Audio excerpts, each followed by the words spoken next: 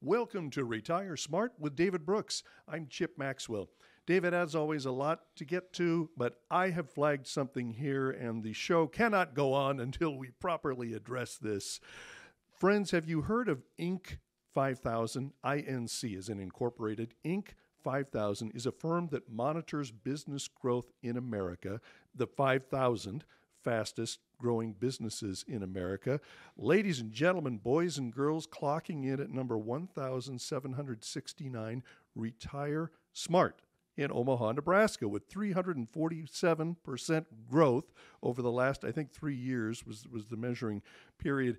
And not just number 1,769 among all businesses nationwide, number two, David, number two among financial firms that focus on retirement. This is neutral, peer professional, third-party confirmation of the tremendous success that you have generated at Retire Smart here in Omaha. David Brooks, congratulations. Thank you, Chip. It is. It's kind of nice to see that recognition, and I was kind of humbled to see the article that pointed us out in the retirement-focused area, because Inc. magazine sent us the ranking about a week ago, and we were kind of told, hey, you guys made the list, and we were ranked 1769. We also got the ranking number here in all business in the state of Nebraska, but it didn't have anything to do with our specific industry and focus. And then it was just an article from a 401k magazine that came across my desk that kind of, hey, you're featured in this. I'm like, what? And so found out we were the second fastest retirement-centric focused firm growing on that list. That was kind of humbling. And actually, a very good friend of mine was the third fastest retirement growing friend. So the top 20 that was on that list, that article, I actually know 7 of the firms personally because we travel in the same circles. Are they still your friends? Yeah. Okay. So, but anyway, it's nice and it's humbling, and it just shows that what we do works, and we couldn't grow without so many referrals from our clients, et cetera. And so we're just blessed to, I think we've just, we talk about all the time.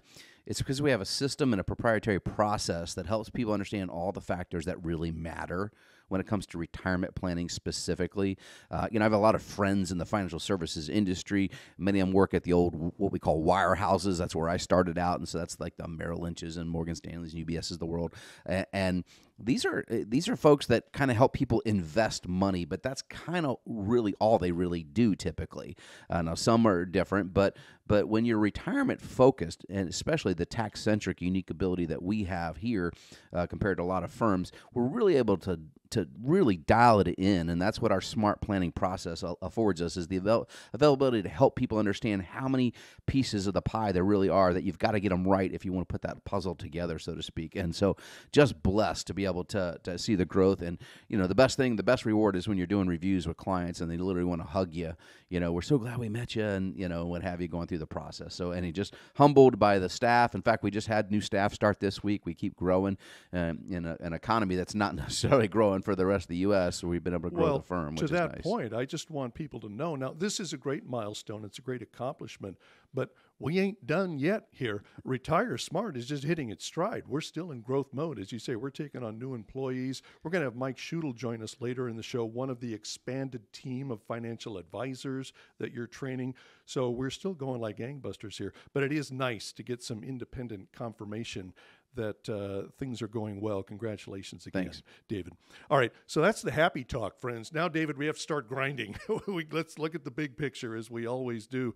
And this is part of that whipsaw effect that we've been talking about in recent weeks. Things that were going one way are now going the other way. Here's the Fox Business headline: Housing market becomes major headwind for U.S. economy. David, this is not where we were 6 months or a year ago. The housing market may be dragging down GDP. What's going on? Yeah, the housing market is not healthy at the moment. It was on fire 6 months or a year ago. Well, and it was simply due to supply and demand, right? There was so few supply out there, and we still had very, very low interest rates. So you could still afford to maybe pay more than you probably would have otherwise. If you were taking on a mortgage at say 2.5%, you could afford to pay. If you were buying maybe a house that was a $400,000 house and you had to pay $450 to win the bid and get it, the difference on that mortgage was not that substantial. With interest rates basically double that today, it's a very different story. And, I have a very good friend of mine from going back all the way back to high school in Virginia. She is a very successful realtor in that marketplace, and she's always posting on some social media things. And, it's a great time still to be buying. Don't worry about that. And I'm kind of like, you might want to temper down that, because, we could see this data, and we've talked about it. Houses are going to have to slow down, and you're seeing that. If you just pull up one of those apps, there's Zillow, Realtor.com, Redfin, there's tons of these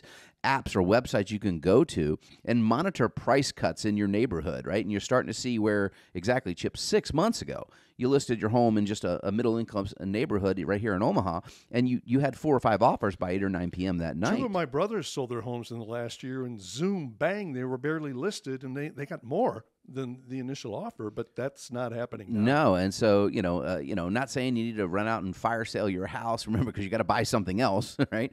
But the market in general is slowing down, and the reason is there's so many youngsters that are coming into the buying workplace, right? So you have millennials starting to earn pretty good money. They want to buy their first home, and for some of them, they're a little nervous about that because can they afford it? And in some markets, it's just it's absolutely impossible right now. Here in Omaha, it's still very reasonable relative to some of these other marketplaces, but you're seeing, the fear if you've got to pay an extra $1,000 a month to service a mortgage.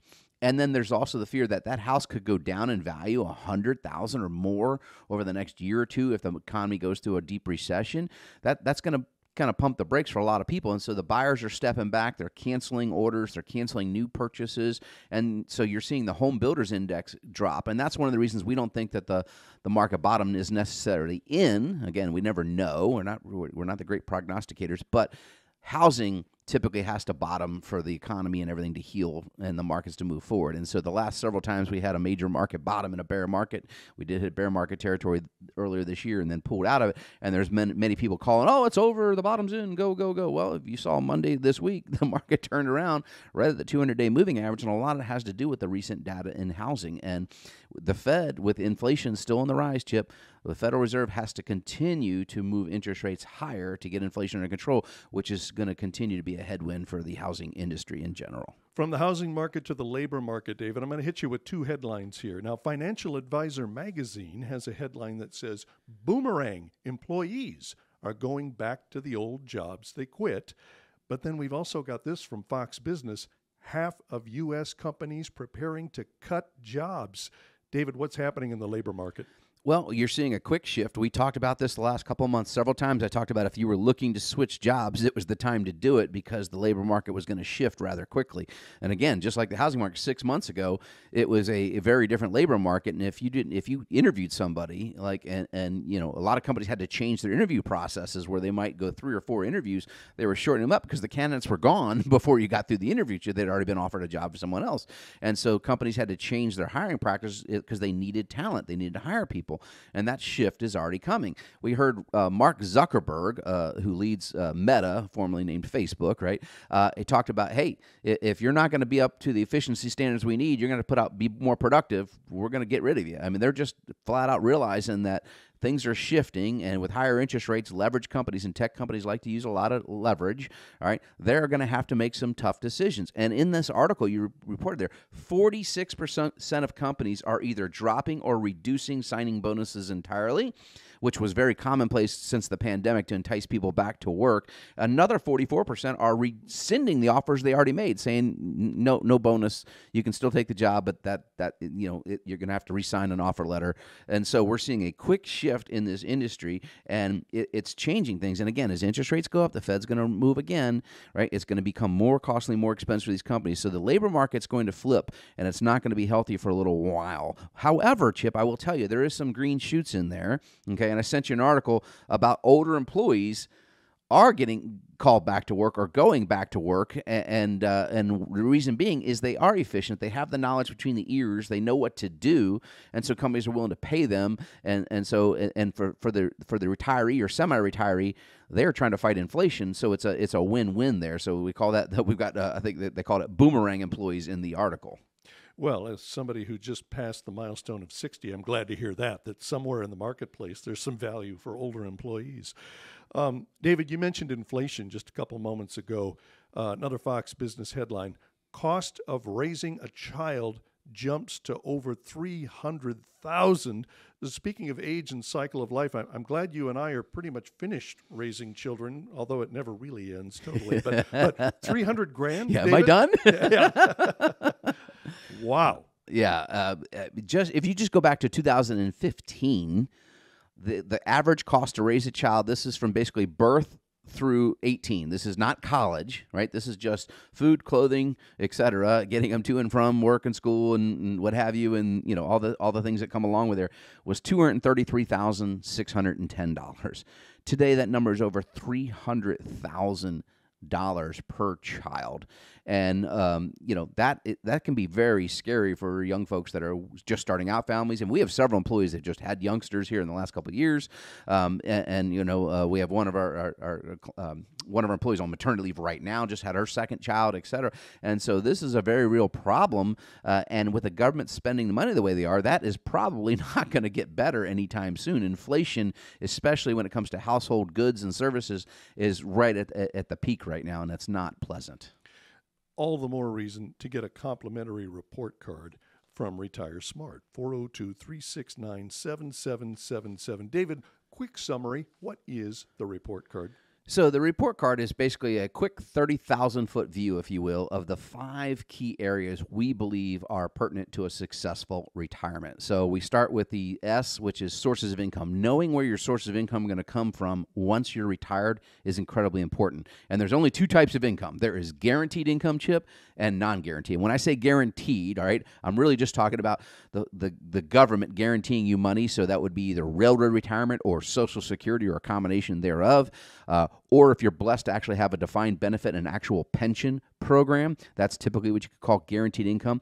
The rest of your income is going to be non-guaranteed. That's going to be interest income that could fluctuate, or you're relying on your portfolio, which could be volatile, and dividends, et cetera. And what you have to do is inflation adjust and put those things together. Then we're going to look at medical and healthcare costs, how your assets are allocated, your advanced financial planning, legacy planning, all those factors, risk management, and of course my favorite thing, Chip, tax-efficient strategies. And we put all that together in a report card to give you one 30,000-foot view, give you a grade to find out where you are. And that is complimentary before you ever have to engage our firm to hire us. No charge, no obligation. 402-369-7777 for a complimentary report card.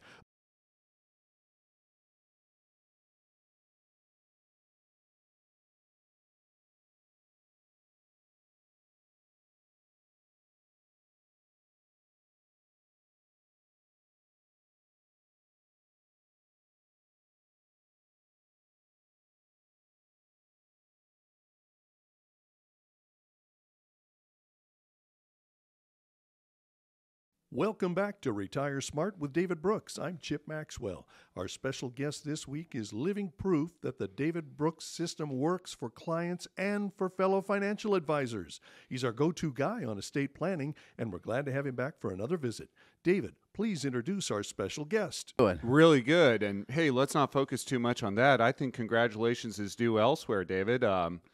Couple new faces here in the office. You wouldn't happen to have one of the fastest growing companies in the country, would you? Yeah, that is pretty cool that we were the second fastest growing retirement-centric firm in the U.S. According to Inc. Magazine's list this year, that's pretty awesome. And so we were blessed to be on that list. But it's because of folks like you that joined the program a little over about 2.5 years ago, and the other advisors we've scaled and added because we do believe in a team approach here. I think that's one of the things that separates us. In fact, talk about that because you're not a newbie. You've been in this industry for quite some time, and how our processes are so much different than where you were before. Let's just put it that way. Yeah, absolutely. I was a 20-year veteran when I started here, and despite having all those letters behind my name, gosh, I need to eat a big old slice of humble pie. Nobody, even with a JD and a CFP behind my name, took the time to fully explain the impact that taxes can make on retirement. You had to teach me that, David, and that's why we're growing so fast. We're the only people I am aware of that are able to answer these questions. Well, I got to tell you, having that tax focus has enabled us to grow really fast, but it's enabled us to help a lot of clients get into a better position, because let's face it, folks, there's a lot of risks we have out there, and higher taxes are they're not. It's not a guess. It's not a It's the law, right? In less than 3.5 years, taxes do in fact go up for everybody, basically, and some people they're going to go up significantly if they don't start doing some proactive planning. But one of the goals we have here is can we get someone to a tax-free retirement? And of course, the reality is we cannot get everyone there, but we can get 30 to 40% of our clients to a tax-free retirement at some point. In fact, you were able to just do this past week, right? Didn't you have a client that you got to the zero? Absolutely. I mean, it sounds almost too good to be true. I'm not going to pay any federal estate taxes in retirement. There may be state taxes, but no federal? Income taxes. Income taxes. Yes, thank you for that correction. Yes, it absolutely is true. The government gives us these tax loopholes and opportunities. You just got to be aware that they exist and know how to correlate all of them together. And they're not really even loopholes. What it is, they lay out the rules of the game, and then you just have to learn to play by the rules of the game. And there's certain things and certain maneuvers you're going to want to make at certain times, and they're imperative. And right now, some of those strategies will not be as advantageous when the clock flips over and the so-called Trump tax cuts, the Job and Tax Act of 2017, some of these provisions are going to be gone in less than 3.5 years. And so time is of the essence. Now, speaking of getting people to that 0% income tax bracket, that also gives them the potential, right, to even eliminate another pesky tax here in the state of Nebraska. Of course, we're talking about the property taxes, right? Yes, absolutely. If you have got your income under a certain level, you are going to be able to reduce, if not maybe even eliminate, some of your state property taxes. And man, that would be awesome. What would be even more awesome is if our state legislature would get up and keep up with our neighbors and maybe help lower the tax bill for retirees on distributions from those qualified retirement accounts. Like our neighbors in Iowa are going to experience a wonderful windfall of tax savings starting next January for anyone that's over 55 and is an Iowa resident. If you're not aware of that and you live in Iowa, give us a call. We'll be happy to explain the ramifications, but there's some things you can do to really take advantage of that. One of 65 tax strategies we implement pretty much regularly around here, but you were able to do 3 or 4 strategies for that one client and get them to a 0% tax bracket this last week. We always celebrate that, folks. We get somebody to zero. Zero is the hero, right? If you can get to a no tax rate and no worries of future taxes, you don't have to necessarily worry about things like inflation as much, right? And inflation is a very real thing we're dealing with right now, right? Absolutely. And market volatility, it's still going to be something you need to pay close attention to. But if you don't have to worry about getting whacked with taxes in addition to it, man, life just becomes a lot more stress-free. Well, imagine if every gross dollar you had distributed to you, whether it's from your own Social Security or your retirement accounts, what have you, if you got to keep all of it, if you didn't have to stop and pay the tax, man, that's a very different-looking retirement. And sometimes we're talking to folks, hundreds of thousands of dollars potentially can be saved by implementing some of these strategies. Now, Mike, speaking of getting people to tax-free, obviously, that's the first thing most people are asking us to do is can we reduce their tax liability? But you mentioned market volatility. We do a pretty good job of showing people a process where we do a very well-rounded portfolio review, risk analysis. All this is included in our SMART plan, which is our proprietary planning process here. And that's some of the things that we're not kind of taught, if you will, in your previous career before you came on board here is how to integrate all the different factors of a true holistic financial plan. But I want to transition for a minute, Mike, because you lead the charge here for our estate planning, okay? And as you mentioned earlier, you do have a law degree. You have a JD behind your name. You're a CFP, a Certified Financial Planner.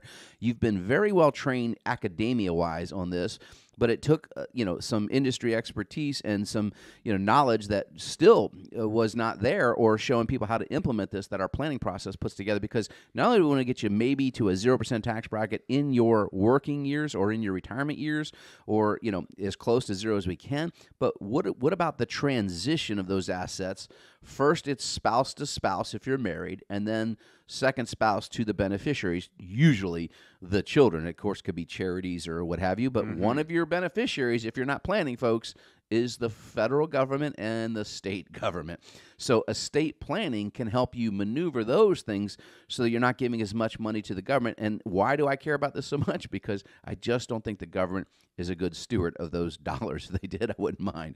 But so tell me a little bit about the estate planning class and how we're able to help people position those. Yeah, people clearly care about their assets while they're earning them and trying to build them up. They also care about how they will be handled when they're gone. And showing them the moving parts of how to pass on those assets efficiently, both tax-wise and just, for living real life, is something really eye-opening for folks that they have typically not thought about or not thought about deeply enough. Yeah, and folks, I got to tell you, you do not have to have a massive estate to have an estate tax problem. If you're a married couple today at 60 years of age and you have a net worth, this is the house, your life insurance policies, the proceeds, the death benefit, your investment accounts, anything else you own, if that number is north of $2 million today, with the changes coming in the federal estate tax law, you most likely have a federal estate tax problem that you really need to start addressing, because the estate tax starts at 45 cents on the dollar. It is quite expensive of a tax, and you need to be proactive in that. And so we teach a class. We call it Estate Planning 101. And Mike Schudel, you are the leader of this class. But we also bring in a local attorney as well who does nothing but estate planning. That's his practice. Colin Kastrick, a frequent guest on this show. And so you guys run through this. And in fact, we had full house the last time we offered this up a couple of months ago, right?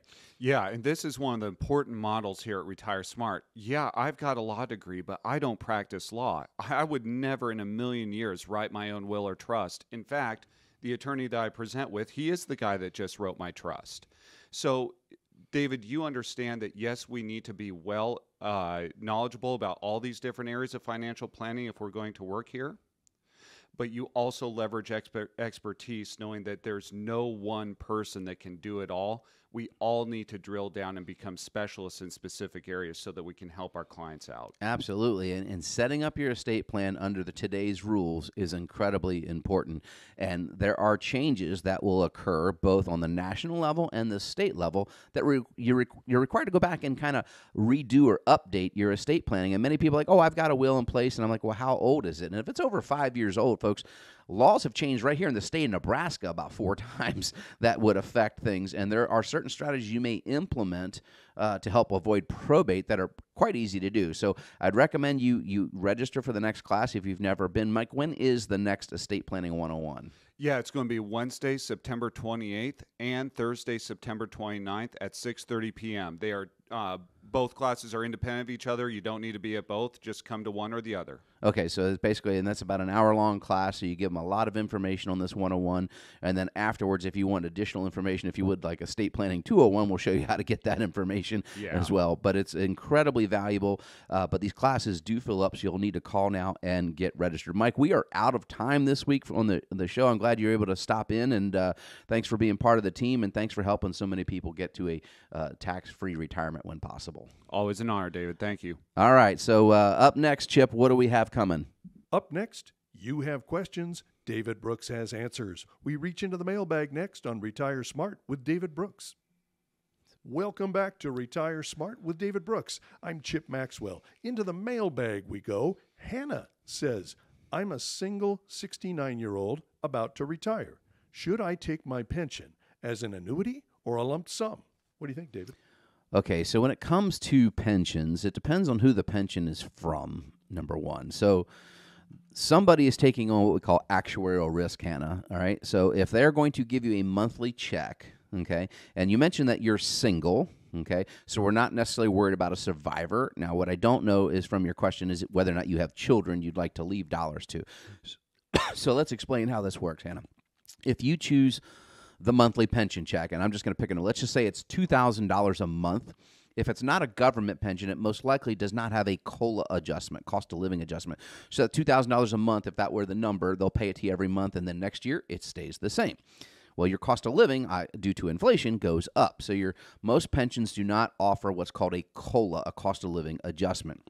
Number two, if you were to take this pension and unfortunately just pass away in, say, 3 years, if something unexpectedly happens, well, they've met their obligation actuarially. They would pay you as long as you lived. Now, if you lived 120, they'll continue to pay you. So that's the benefit of the pension. However, if you were to pass away early, all that benefit is gone, okay? If you were to take the lump sum, it could be turned into an income stream, and there's lots of different ways we could help you understand how to set that up, depending on risk and how much income you really need. Okay, but whatever's left of that pile of money, if you were to pass away early, would go on to your beneficiaries. So most of the time, for most people, the lump sum typically will make more sense, but it's different in every case. I need to stress that. If you have health issues, et cetera, there's all kinds of factors we would put into work there. The other problem, Hannah, is that pension is going to be taxable income. And therefore, that taxable income from the pension will also make your Social Security fully taxable up to 85% under current law. So now you're going to have all taxable income from those two sources. And you mentioned that you're single. And unfortunately, that will probably put you today in the 22 or 24% tax bracket, because it doesn't take long to get there as a single. And those numbers flip to 25 and 28 respectively in 3.5 years. So you're going to have an increase in your taxes. You're not going to have a COLA adjustment going forward. So now, I don't know the numbers because I don't know the exact amount and all this stuff, but we would run an analysis for you, do some actuarial math, and let you know, hey, if we did a lump sum rollover, we might be able to shift some of those assets into tax-free accounts via things like a Roth conversion and other strategies, and that eventually gets you down to a tax-free retirement. That is actually possible. The term screaming in my head right now, David, is report card. This is exactly why we do it, because the answer is drastically different depending on her whole set of circumstances. You got to look at the whole picture. You make the wrong decision at the wrong time, this could cost you thousands, tens of thousands, for some people, hundreds of thousands of dollars. And you may be leaving a lot of money on the table, et cetera. And so now I've only seen two here in the last 10 years where you could actually choose a secondary annuitant that didn't have to be your spouse. In other words, we have a client that we actually were able to sign up the child as the co-annuitant. So that annuity, and I think it was a mistake on the companies, but we take advantage, right? We're looking for the best angle where you would be able to keep that monthly payment going on for another generation. That would be a great choice. But again, that's not usually what's available. You're right. The report card would be the place to start for Hannah. Mason says, I finally have a chance to open and fund a 401k. Will 401k contributions lower my taxable income? Okay, Mason, so if you're using the traditional 401k, yes, they will reduce your current taxable income, your current tax liability. So I have no idea what your income level is, et cetera, Mason, or how old you are here from your question, but let's just say you put $25,000 in there. You can do a little more than that to max fund, if you're under 50 years old, a 401k. So that's going to come right off your taxable income today. But here's the thing I'll ask you, Mason. Do you believe tax rates will be higher in your future or lower? Oh, Mason, I can help you out. They're going up, Mason. So why would you want to defer? And this is the common stuff that, listen, guys like Dave Ramsey have people do, and it's usually a mistake in my humble opinion. By putting money into a tax-deferred account today, you're just guaranteeing you'll have to pay what we believe will be a higher tax rate in the future. Now, if you believe some reason that's different, then by all means lower your taxable income now. Now, where it may make sense is maybe you're butting up against a bracket flip, right? Your income is such that if you were to put 10 grand in the traditional side, you could stay in a certain tax bracket.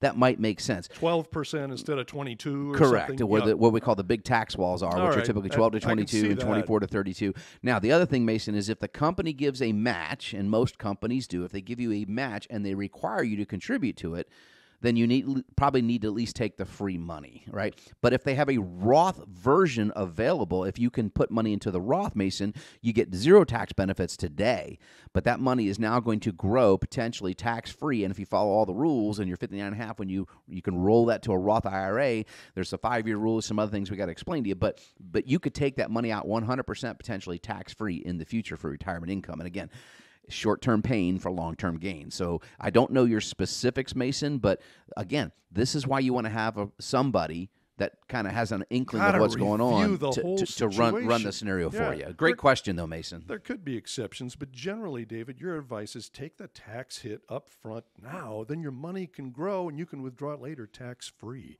But that's why we do the report card, to check all the possibilities. All right, let's move on to Jackson, who says, what percentage of my final working earnings will I need in retirement income? All right, so there's these soft, what we call rules of thumb, Jackson, where people kind of say, hey, you only need 75 or 80% of your gross income when you retire. Now, why do they say that, number one? Well, because your paycheck, your gross paycheck is, in fact, your gross pay. That's the top number you earn in a salary. But what you net take home every month, right, is what you live on. And so if you're paying for health care through work, right, you're having the payroll deduct, you're typically paying $600, $700, $800, whatever it might be for you or your family's health care. If you're contributing to your retirement account like that 401k, those dollars are being pulled out. You're paying both federal income taxes, state income taxes, and then payroll taxes, okay? And that's where you're paying your FICA, FUTA, SUTA. That's your Medicare and Social Security taxes and Medicaid, and unemployment taxes are all being paid. You pay half of that, by the way, and the employer pays the other half. But all these are reducing what you walk out of there with, what your net check is. So rather than use this percentage that you can retire on 80%, it's not always true, Jackson, because I will tell you, the first early years of your retirement, we refer to those as the go-go years. We want you to go do, spend, have fun, because the day you retire, you're never going to have more financial stability, mental ability and acuity, right, and physical ability. Those and they all deteriorate after that point. It's just reality. So if there's bucket list items, you want to travel, whatever it is that you're planning for your retirement, you're going to want to do that early. And so we think you don't necessarily want to have a reduced income in retirement, at least not the early years. Now, that will change when you go to phase 2, which is called the slow-go years. And then, unfortunately, you end up in the no-go years, right? So there's a lot of planning that goes around that, Jackson. So the general rule of thumb, though, is 70 to 80% because of the things I mentioned. But again, what if your income were tax-free? Well, then you wouldn't need as much, would you? Because your net income would be, your gross income would be your net income. So there's a lot of factors that go into planning that. But it's a great question that you're thinking about. Then again, he didn't give us his age in the question, so there's a lot of things I can't kind of articulate on. But again, another great candidate for that report card. What's next? Let me squeeze in Sadie, David, because she also has a percentage related question. My husband and I are in our late 50s and getting serious about retirement planning. Are you a believer in the 4% rule when it comes to retirement? Well, David, what is the 4% rule, and what's your take on it? No, I'm not. All right, so the 4% rule was actually created by an accountant, okay? And so, gosh, this is going back about 35 years or so ago that it was created. And the idea is that whatever you've saved for retirement, so I'm just going to use a round number here. Let's just say you've accumulated $1 million in whatever, it's your 401k, your IRA, or just investment accounts in general. Just these are the resources you've saved up personally that you're now going to rely on to give you income. The idea is the 4% rule states that you ought to be able to take a 4% distribution from that account every year. And because of growth, right, if it's invested and grows, you should, in theory, never run out of money. Well, is that true? Well, number one, you have to put an inflation adjustment on that 4% number. So let's say year one, 4% of $1 million would be $40,000. In year two, if you use 40-year historical inflation, which is just a tick over 3.1%, including what we're going through right now, and the Jimmy Carter years, right? So if we use 4-decade historical inflation, next year you're going to have to pull out $41,200 and change, right? So, and then the year after that, and the year after that, and basically, if you retired over 20 years ago and use that 4% rule, your inflation-adjusted distribution this year would be over $80,000. It would have doubled in that time period. Well, if you were invested in something like the S&P 500, you would have already run out of money.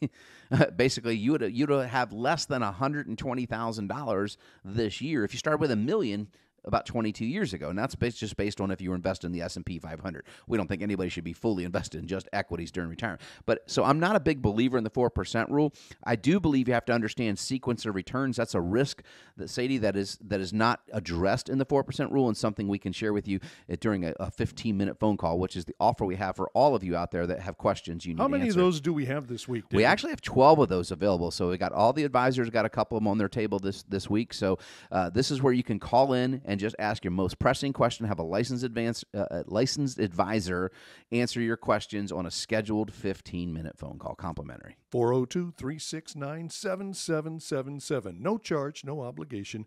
If you have a question about retirement, we'd be glad to answer it. Call in and schedule a 15-minute call with one of our advisors.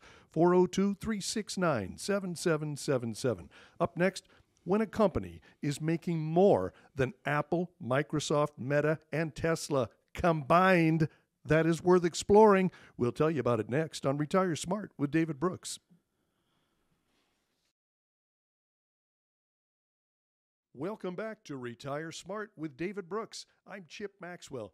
Well, David, in the time we have left this week, you flagged a story at realinvestmentadvice.com. And the headline is Short Covering Grinds to a Halt. And I do want you to explain to us what short covering means. But this article is chock full of all kinds of financial information, including the fact that if I'm looking at these numbers right, David, Saudi Aramco, a Saudi Arabian oil company, made more in the last time period measured here than Meta, which of course used to be Facebook, Meta, Apple, Tesla, and Microsoft combined. Did I read that right? Yeah. So what is going on there? Lot to unpack. So let's start with your first question there. So short covering. All right. So basically, short covering is where you can actually short the markets. Okay. Shorting the markets means you sell first, right? And everybody knows you want to buy low and sell high, right? Well, shorting is basically trying to do the opposite. You sell first, you try to sell high, and then cover at the lows. In other words, so hedge funds will do this often as a way to try and make money. When they think the markets are going to fall, they will short stock. It's called shorting stock, and they have to borrow inventory from somebody. So somebody has to give them the stock to short. But basically, they're trying to do the sale first and then buy it back at a lower price and make a profit on the difference. What happens is when the markets rally, and if somebody is short, and this is typically going to be a hedge fund, if they have a big what's called short position, every day when the market goes up, they're losing money. So at some point they hit kind of, okay, this is as far as we can take the pain. You missed We're losing your window. money. Right. So then they have to cover the shorts. In other words, they have to go in and buy those stocks back to cover the shorts. And that short covering usually makes the market blast higher for a short period of time. And what this article is referencing is we had a low set back here in June, right? And the markets were down over 23% at that point, and then rallied off 17% or so back up to, from the bottom. And that's where many pundits were, the market, it's over, the low is in, and the market's going to rah to new highs. And there were some permabulls, as we call them, on some of the financial talking networks kind of talking about that. And we're like, slow down. This is the data is not that bullish. And we've talked about this, the housing market things we talked about today. So these guys are just covering their shorts, but as that runs out of steam, the short covering looks like it's exhausted itself. The market usually will then fade back down a bit. So is this part of the sugar high effect that you've been talking about the last few weeks? Absolutely. In fact, if you were to look at a chart, and again, this is not to get too deep in the weeds, but a long-term moving average that's often followed is called the 200-day moving average. If you were to take the S&P 500 and have it on a chart and put a 200-day rolling moving average on there, the market literally came back up to it. We were below it, and then we came back up to it on that thrust of 17% off the bottom, and almost to the tick hit it, and then got turned away last week. And then this week we saw a pretty violent snap back down as the markets start to realize, wait a minute, the earnings aren't going to be that good. I mean, if we had bankruptcy filings potentially this week from one of the largest movie theater chains in the country. So the economy is not on that great of solid ground. And so that's just a warning that, hey, listen, don't get too excited. It may not be that great out there. All right. How does Saudi Aramco end up making more money than Microsoft, Facebook, Meta, Tesla, and Apple all put together? Well, so Saudi Arabia created their own, if you will, publicly traded company called Saudi Aramco a couple years ago. And this is to basically, for them to try and take profits from the oil industry, which is how they feed their economy, right? And then reinvest those into other investments, et cetera. And they realized they got to diversify themselves. And the reason they did this is because America was starting to produce its own energy. And in fact, we became energy independent about 3 years ago. Now, our current administration has completely flipped that switch and shut us down, right? And so we're not producing energy. So where's everybody have to go to buy the energy, buy the oil? Well, we're going back to the Middle East to purchase the oil. And so who's benefiting from that? Well, the Saudi Arabian nation, obviously. And in fact, and you pointed out, Chip, in one quarter, people talk about all these windfall profits, and and one of the senators out here recently with this last round of bills trying to fight climate change is like, oh, oil companies have more money than God, right? And I'm like, well, no, they don't even make what Apple makes or Microsoft, and you don't bash them in the news, right? ExxonMobil made like $30 billion, and Apple Microsoft, Facebook or Meta, right, and Tesla combined made $45 billion in basically the second quarter of this year. $45 billion profit. Saudi All of them put Aramco, together. all of them combined. Yeah. Saudi Aramco, because they are the ones selling all the oil because we stopped producing it here, made $48 billion. So that was for one quarter. For one quarter. I blanked out on what the time period was, but that's one quarter, $48 billion. Did any of this stop oil from being pulled out of the ground and sold to anyone for production, the change in the administration's stance? No. No, it just means somebody else cashed in. So there's zero effect on greenhouse gases, whatever they think they're trying to fight. Right. All they're doing is making the American consumer pay more money, right? More money out of pocket, and then we're sending those profits, instead of here in the U.S. where the taxes would be paid here, that money's going overseas, and we're getting zero tax revenue off of this. Unbelievable. And when you look at this, and if it should make you quite mad, honestly, if you look at this, and it does me. Now, here's the other thing. A lot of people will then point out to, well, hey, oil prices have come down drastically. In fact, the president's Twitter account posted out, hey, you should get, and CNN and the president both kind of did this post on Twitter last week. You should be thanking the president right now. It's like you got $100 a month raise because oil's come down in the last 90 days. Well, somebody pointed out it was still $160 more a month than they were paying just 2 years ago. So, again, it's amazing how they want to blame Russia when oil prices go up, but they want to take credit when they come down. Now, why are oil prices coming down? Two factors, Chip. Demand is down specifically quite a bit. We talked about earlier this summer. People are driving less. AAA's got data that shows that. And so demand is less, which drops it. And then we are, unfortunately, selling or depleting our strategic oil reserves at an alarming rate. I just got the data this week. Our reserves are less than they were in 1985. It's pretty scary how fast we've drained them down this year alone. So we're flooding the market with oil from our own strategic reserve. Now, if God bless, I hope we don't have to. But if Taiwan and China were to engage in war and we have to go to war in our warships and everything, what do we need to keep our army and stuff going? That reserve is supposed to be for national security. Absolutely. Not for political brownie points. And all they're with an doing is election trying coming. to, exactly right. They're trying, and they've admitted it, they're trying to buy the price of gasoline down for the American consumer prior to the midterm elections. And you should be irate at this, because this is going to create some serious havoc going forward. And, I'm just telling you, and, sometimes we get emails from listeners who disagree with my political stance on things. Look, show me the data where I'm wrong on any of this. But the American consumer, so the good news is, sure, you're paying less today than we were a few months ago in oil, but you're still paying more than you were when this current president got elected.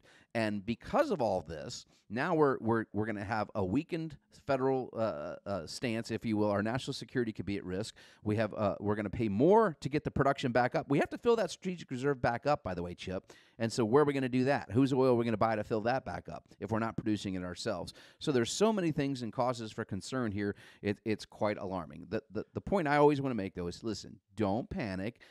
Don't get too upset. My wife always wonders how I can stay such an optimist in life. I'm like, I have to, honey. It's just the only way. And Jesus Christ is my Lord and Savior. And so that keeps me optimistic because I know where I'm ending up, all right, no matter what goes on here on earth.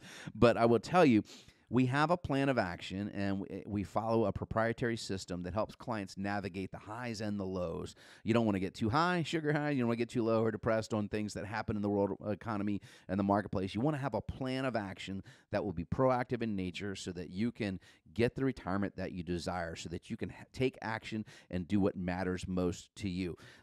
Take advantage of the report card or any of the offerings we have this week because we would love to see you in the office so that you can at least get some sense of what matters to you. What does all this white noise mean for your specific retirement? What portfolio you have, what risks you might be taking. There are so many different ways we can help you understand how to navigate today's current economic environment. Well, this article also mentions the slide in U.S. home sales, unemployment expected to rise, things we've already discussed in this show. So let's spend our final minute or two, David. Well, let's go over what we have on the table for folks. So we got the SMART checklist that people really appreciate, that inventory, 34 items. Go through it. Can you check all the boxes? It's a great first step. Now we've got the 15-minute phone call. If you want to dip a toe in the water, call us and ask a question about retirement. But you do need to call 402-369-7777 to schedule a 15-minute appointment with one of our advisors. Now, we have a dozen of those this week, but they fill up quickly, so don't delay. 402-369-7777. And then if you want to take the full plunge, that's the report card that David's been talking about throughout the show. We'll review your entire financial situation. Maybe you're in good shape. Maybe you need to make a few changes. Now's the time.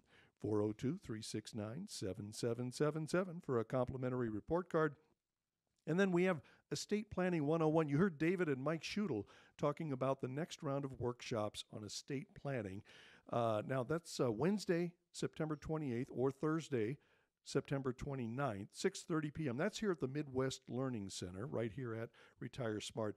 Now, that's a month or so out, but again, it's like the 15-minute call. Don't wait. These things do fill up. We've had full houses for our recent round of workshops. So again, say it with me, friends. 402-369-7777. Call and register if you'd like to join us for Estate Planning 101. David, bring us home. Look, housing sales have dropped 6 consecutive months in a row. It's a 26% decline since January. That's the biggest 6-month plunge all the way back to 1999. Don't hesitate. Take action. Be proactive in your own financial life. And go Huskers. Have a great weekend. Thank you for listening to Retire Smart with David Brooks. I'm Chip Maxwell. For David Brooks and the entire team at Retire Smart,